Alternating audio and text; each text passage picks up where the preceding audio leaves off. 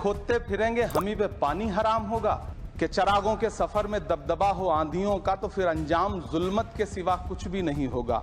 ये दुनिया नफरतों के आखिरी स्टेज पर है, इलाज इसका मोहब्बत के सिवा कुछ भी नहीं होगा। लेकिन आपको यह बात समझनी पड़ेगी कि हम तो वो तारीख हैं, जहनों में रहना है जिसे, कागजी पुर्जे नहीं जो फाड़ डाले जाएंगे। जिस जमी पर मैं खड़ा हूं ये मेरी पहचान है। आप आंधी हैं तो क्या मुझको उड़ा ले जाएंगे? धन्यवाद सभापति महोदय। हमी को कातिल कहेगी दुनिया, हमारा ही कत्लेआम होगा। हमी कुएं खोदते फिरेंगे, हमी पे पानी हराम होगा।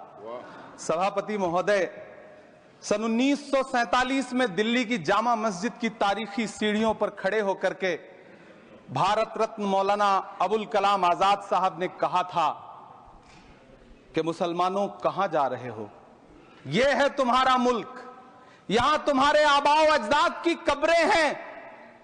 उस वक्त मौलाना आजाद की ये सदाएं सुन करके लोगों ने अपने सरों की गठरियां उतार करके रख दी थी। आज उसी दिल्ली में मौजूद देश की संसद में एक बिल आया है जो हमसे उसी जामा मस्जिद की सीढ़ियों के सबूत मांगेगा, जो उन्हीं सीढ़ियों के पास अपनी कब्र में सोए हुए मौलाना आजाद को फिर से कब्र से सदा देनी पड़ेगी कि ये जो कब्र है वो मेरी कब्र है, ये किसी सरकार की जागीर नहीं है। सभापति महोदय, मैं जहां खड़ा हूं इसी संसद भवन के सामने सड़क के उस पार अपनी कब्र में सोए हुए भारत के पूर्व राष्ट्रपति फखरुद्दीन अली अहमद की कब्र है। शायद अब उस कब्र से भी सदाएं आए कि ये कब्र मेरी कब्र है, ये सरकार की जागीर नहीं है। सभापति महोदय, मैं वक्फ कानूनों में किए जा रहे संविधान विरोधी बदलावों के खिलाफ बोलने के लिए खड़ा हुआ हूं। संविधान का आर्टिकल 14 हो, 29 हो, 30 हो, चीख चीख कर कहता है कि देश में सब बराबर के हकदार हैं। आर्टिकल 26 कहता है कि सबको अपने अपने मजहबी कामों के लिए मंदिर, मस्जिद, गिरजाघर, गुरुद्वारों का निर्माण करने का हक है और उसका रखरखाव का भी हक है। लेकिन डॉक्टर बाबा साहब अंबेडकर के संविधान को हर दिन कुचलने वाली ये सरकार देश के मुसलमानों से नफरत में इतनी अंधी हो गई है कि खुलेआम देश की संसद में देश सरकार के माइनॉरिटी मिनिस्टर साहब और होम मिनिस्टर साहब झूठ बोलते हैं और देश को गुमराह करते हैं। झूठ शब्द असत्य बोलते हैं। सरकार ने इस बिल का नाम उम्मीद रखा है। मंत्री जी कल से इसे देश के मुसलमानों के लिए नई उम्मीद बता रहे हैं। नहीं मंत्री जी, न तो ये बिल मुसलमानों के लिए नई उम्मीद है और न ही उम्मीद की नई किरण। सभापति महोदय, भाजपा ने पूरे देश में वक्फ के नाम पर कई सारे झूठ फैलाए हैं। आइए आज उनकी सच्चाई पर बात करते हैं। वक्फ ट्रिब्यूनल को ऐसे बताया जाता है जैसे वक्फ ट्रिब्यूनल कोई मजहबी खाप पंचायत हो। सभापति महोदय, जबकि सच्चाई यह है कि वक्फ ट्रिब्यूनल भी तो सरकारी न्यायिक विभाग है जिसमें सरकार द्वारा नियुक्त जज होते हैं, जिसमें प्रशासनिक अधिकारी होते हैं, कहीं ऊपर से थोड़ी आ गए। सभापति महोदय, देश के गृह मंत्री जी ने इसी सदन में कहा कि वक्फ ट्रिब्यूनल के फैसले के खिलाफ कोई कोर्ट नहीं जा सकता, जबकि सच यह है कि वक्फ एक्ट 1995 की धारा 83(9) के तहत हाई कोर्ट वक्फ ट्रिब्यूनल के फैसले की न सिर्फ समीक्षा कर सकता है बल्कि उसे बदल भी सकता है। सच तो यह है कि वक्फ बोर्ड खुद अपनी जमीनों के लिए कई सारी कोर्ट में मुकदमे लड़ रहा है। सभापति महोदय, दिल्ली की जिन 123 संपत्तियों को लेकर कल माइनॉरिटी मिनिस्टर, होम मिनिस्टर साहब और अभी आदरणीय नेता सदन बात कर रहे थे, आइए उनकी सच्चाइयों पे भी बात करते हैं। 1911 में जब अंग्रेजी हुकूमत ने कोलकाता के बजाय दिल्ली को राजधानी बनाने का फैसला किया तो रायसीना हिल्स के चारों तरफ जो मुसलमानों की ढेर सारी जमीनें थी उनको एक्वायर किया गया और लुटियन को इसकी तामीर की जिम्मेदारी सौंपी गई। सेंट्रल विस्टा की तरह लुटियन जोन का मेगा प्लान तैयार हुआ, लेकिन उस वक्त के मुसलमानों ने उस वक्त की अंग्रेजी हुकूमत से अपनी इबादत गाहों को बचाने के लिए लड़ाई लड़ी। मामला ब्रिटिश गवर्नमेंट तक पहुंचा। तब यह तय हुआ कि वो जो धार्मिक स्थल हैं उन्हें जस का तस रहने दिया जाएगा। इंडिया गेट के बगल वाली मस्जिद हो, जाप्तागंज, सुनहरी बाग मस्जिद हो, पार्लियामेंट रोड वाली मस्जिद हो, ऐसी 123 संपत्तियों के मैनेजमेंट के लिए 1913 में मुसलमान वक्फ वैलिडेशन एक्ट बना और उसके बाद एक नया शहर बसाया गया जिसे लुटियंस जोन का नाम दिया गया। फिर 1943-45 के बीच एक और समझौता हुआ आजादी से पहले, उसके तहत काफी सारी वक्फ जायदादों को सुन्नी मजलिस औकाफ बनाकर उसके अंडर किया गया ताकि उसकी देखरेख की जा सके। गृह मंत्री जी 2 दिन से सदन में जो बात कह रहे हैं वो दरअसल 123 संपत्तियां उसी सुन्नी मजलिस औकाफ के तहत आती। सभापति महोदय, आजाद भारत आजाद हुआ। आजादी के बाद भारत में 1954 में वक्फ एक्ट लागू हुआ, जिसकी धारा 9 के तहत 1964 में केंद्रीय वक्फ काउंसिल का गठन हुआ। दिल्ली की वही 123 प्रॉपर्टीज को 1970 में सर्वे गजट करके गजट नोटिफाई किया गया। इसके निपटारे के लिए पूर्व प्रधानमंत्री इंदिरा जी के द्वारा 1974 में एक बर्नी कमेटी बनाई गई। बर्नी कमेटी ने 1976 में इन 123 संपत्तियों को दिल्ली वक्फ बोर्ड की संपत्ति होने की रिपोर्ट सौंपी। उस रिपोर्ट के आधार पर 1984 में कांग्रेस सरकार ने उन 123 प्रॉपर्टीज को दिल्ली वक्फ बोर्ड को सौंपने का फैसला किया, जिसके खिलाफ विश्व हिंदू परिषद कोर्ट गई। मामला 2011 तक पेंडिंग रहा। फिर 2011 में कोर्ट ने सरकार को आदेशित किया कि इसका निपटारा करो। तब 2013 में तत्कालीन यूपीए सरकार ने दिल्ली की उन्हीं 123 जायदादों को बर्नी कमेटी की सिफारिशों के मुताबिक वक्फ बोर्ड के हवाले किया। यही वो प्रॉपर्टीज हैं जिनके नाम से गृह मंत्री जी कल से कांग्रेस को कोस रहे हैं। फिर आई 2014 में भाजपा की सरकार, जो तब से इन जमीनों को हड़पने की साजिश कर रही है। जिस बिल को मुसलमानों के हुकूक की हिफाजत करने वाला बिल बताया जा रहा है, उसी को पेश करने के लिए और उस पर बात करने के लिए लोकसभा में भाजपा सरकार के पास एक भी मुस्लिम सांसद नहीं है। जिस वक्त, मैं लोकसभा कह रहा हूं, सुना करिए, जिस वक्फ बिल को मुस्लिम महिलाओं को हक दिलाने वाला बताया जा रहा है, उसे संसद में पेश करने वाली पार्टी के पास न तो राज्यसभा में, न लोकसभा में, न देश की किसी विधानसभा में एक भी मुस्लिम महिला सदस्य नहीं। कल किरण रिजिजू जी कह रहे थे कि रेलवे की जमीनें देश की जमीनें हैं, डिफेंस की जमीनें देश की जमीनें हैं। हां मंत्री जी, हैं, बिल्कुल हैं। ये जो वक्फ की जमीनें हैं, ये हमारे पुरखों ने धार्मिक कामों के लिए डोनेट किया है। तो हम भी तो इसी देश के नागरिक हैं, हम भी तो इसी देश के बेटे हैं। तो वक्फ की जमीनें भी तो इसी देश की जमीनें हैं, उनको पराया क्यों बोलते हैं आप? सभापति महोदय, अशफाकुल्लाह खान जब फैजाबाद की जेल में फांसी के फंदे पर झूल रहे थे तो इसी देश की जमीन के लिए झूल रहे थे ना।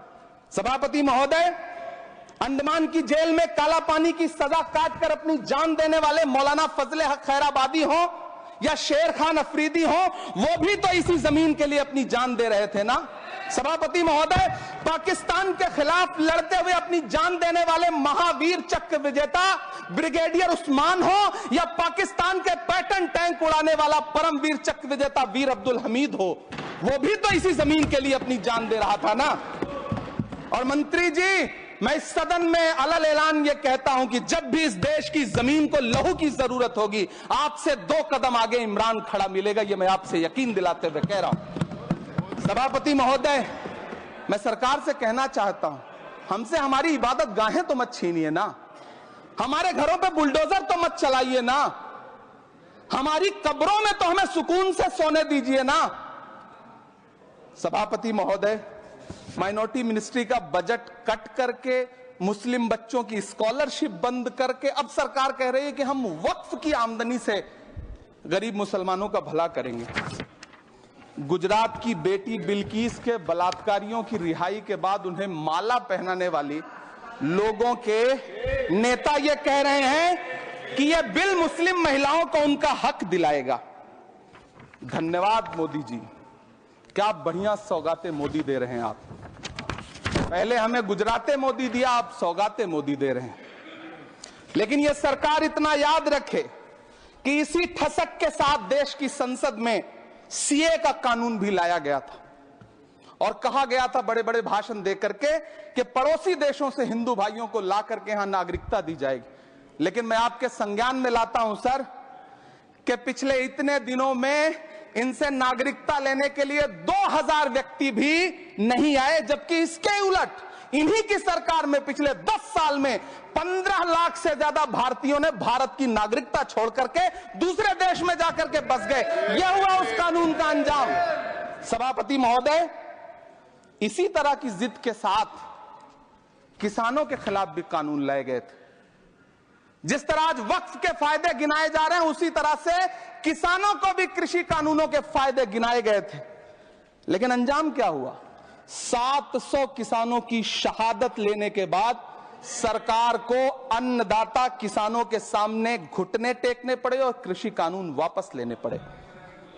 जिल्ले इलाही, जमहूरियत जो है वो नफरत और ठसक से नहीं चलती है, अकड़ से नहीं चलती है। उसमें सबकी हिस्सेदारी जरूरी है।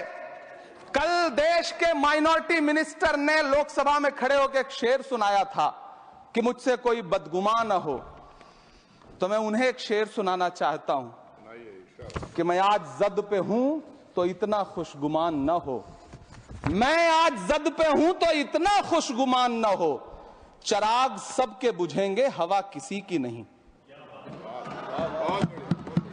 नीतीश कुमार जी हो, चंद्रबाबू नायडू जी हो, चिराग पासवान जी हो, जयंत चौधरी जी हो, देवे गौड़ा जी हो, जीतन राम मांझी जी हो, सबको समझना पड़ेगा कि जब जंगल में आग लगती है तो न वो बरगद बचते हैं जो हवा को आंधी में तब्दील करते हैं, न वो बांस बचते हैं जो आपसी रगड़ से चिंगारी पैदा करते हैं। सभापति महोदय, जब देश को मनमोहन सिंह साहब जैसा काबिल प्रधानमंत्री मिलता है तो देश को आरटीआई जैसा एक्ट मिलता है, सेज जैसा एक्ट मिलता है, मनरेगा जैसा एक्ट मिलता है, लिबरलाइजेशन मिलता है, राइट टू एजुकेशन मिलता है, नेशनल फूड सिक्योरिटी एक्ट मिलता है। लेकिन जब देश को सौगातें मोदी मिलती है तो क्या मिलता है? सीए मिलता है, फॉर्म्स लॉ मिलता है, आर्टिकल 370 मिलता है, इलेक्टोरल बॉन्ड जैसा एक्ट मिलता है और वक्फ अमेंडमेंट एक्ट जैसे बिल देश को मिलते हैं। मुझे तो अपने हमवतन भाइयों से पूछना है कि आपको अपने बच्चों की तरक्की, खुशहाली और नौकरी की दरकार है या फिर मुसलमानों की दान की गई जमीनों को लूट कर धन्ना सेठों को देने की साजिश करने वाले कानून की? सभापति महोदय, यह सरकार रात के 3 बजे तक पूरे देश को जगा करके संसद में अपने ही नागरिकों को नीचा दिखाने के लिए वक्फ बिल ला रही थी, तो उधर रात के 1:30 बजे अमेरिका हम पर 26% टैरिफ लगा रहा था। सरकार की प्राथमिकताएं देश को पता। सभापति महोदय, मैं बहुत भावुक हूं आज, और मुझे अच्छा लगा कि आदरणीय नेता सदन जगत प्रकाश नड्डा जी ने बहुत अच्छी बातें भी की, मन से बातें की। क्योंकि उनके नाम में प्रकाश जुड़ा है तो मैं उनमें हमेशा एक रोशनी की किरण देखता हूं। मैं उनके सामने बहुत अदब से ये बात कहना चाहता हूं कि चरागों के सफर में दबदबा हो आंधियों का तो फिर अंजाम जुल्मत के सिवा कुछ भी नहीं होगा। ये दुनिया नफरतों के आखिरी स्टेज पर है, इलाज इसका मोहब्बत के सिवा कुछ भी नहीं होगा। मैं भावुक हूं, मेरी पलकें गीली हैं। अगर देश की एक बहुत बड़ी आबादी को लगता है कि आप उसका भला करने के लिए नहीं बल्कि उनकी इबादतगाहों, उनकी कब्रिस्तानों, उनकी खानकाहों को बर्बाद करने का बिल ला रहे हैं, तो फिर आप अगर समझाने में नाकामयाब रहे हैं तो यह आपकी नाकामयाबी है। पहले समझाइए, उसके बाद कोई बिल लेकर के आइए, तब शायद हम आपका इतनी पुरजोर तरीके से विरोध ना करें। लेकिन सभापति महोदय, मैं अंत में सिर्फ इतना कहना चाहता हूं कि इस बिल में जो भी पॉइंट्स दिए गए हैं, बॉम्सी पोर्टल देख लीजिए, सरकार का झूठ आपको पकड़ में आ जाएगा। हम डरे नहीं हैं, हम सिर्फ सरकार से अपील कर रहे हैं कि हमें अपना समझिए। हम आपके अपने हैं, इस देश के नागरिक हैं और आप ताकत में हैं। संख्या बल के आधार पर बिल हो सकता है आप पास करा ले, लेकिन आपको यह बात समझनी पड़ेगी कि हम तो वो तारीख हैं, जहनों में रहना है जिसे, कागजी पुर्जे नहीं जो फाड़ डाले जाएंगे। जिस जमीन पर मैं खड़ा हूं ये मेरी पहचान है। आप आंधी हैं तो क्या मुझको उड़ा ले जाएंगे? आपको यह बात समझनी पड़ेगी। आपको अगर इतना विपक्ष की तरफ से पहले जेपीसी में इतने सारे पॉइंट्स आए और उसके बाद कल से लोकसभा में और राज्यसभा में सुझाव आप सुनने को तैयार नहीं है, लोगों की शंका को दूर करने के बारे में आप बिल्कुल सोच नहीं रहे, बस आप कह रहे हैं यह बिल उम्मीद की नई किरण है। नहीं साहब, इसे भले किरण जी लेके आए हैं लेकिन ये उम्मीद की नहीं बल्कि नाउम्मीदी की किरण है। और इस देश की एक बहुत बड़ी आबादी इस बात से खदशे में है, शक में है कि आप सीधे उनकी जमीनों को लूट करके धन्ना सेठों को बेचना चाहते हैं। मेरी अब भी आपसे अपील है कि इस बिल को वापस लीजिए। यह बिल कहीं से आपके अपने नागरिकों के लिए अच्छा नहीं है। यह बिल सिर्फ इस देश के मुसलमानों को नीचा दिखाने का और अपने एक ऐसे मतदाता वर्ग को खुश करने का बिल है जिनको इस बिल के पास हो जाने से कुछ मिलेगा भी नहीं। लेकिन आप एक नैरेटिव देना चाहते हैं, एक मैसेज देना चाहते हैं। मेरी आपसे अपील है कि कृपया ये जो सबका साथ सबका विकास का नारा है, इस नारे को रत्ती भर तो चरित्रार्थ कर दीजिए। बहुत बहुत धन्यवाद।